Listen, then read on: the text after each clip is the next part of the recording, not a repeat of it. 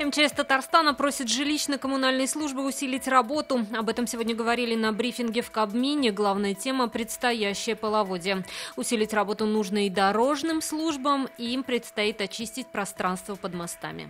В Татарстане утвержден список востребованных профессий до 2026 года. В него вошли токари, пожарные, пчеловоды, специалисты по информационной безопасности. Госзаказ передадут высшие и средние профессиональные заведения.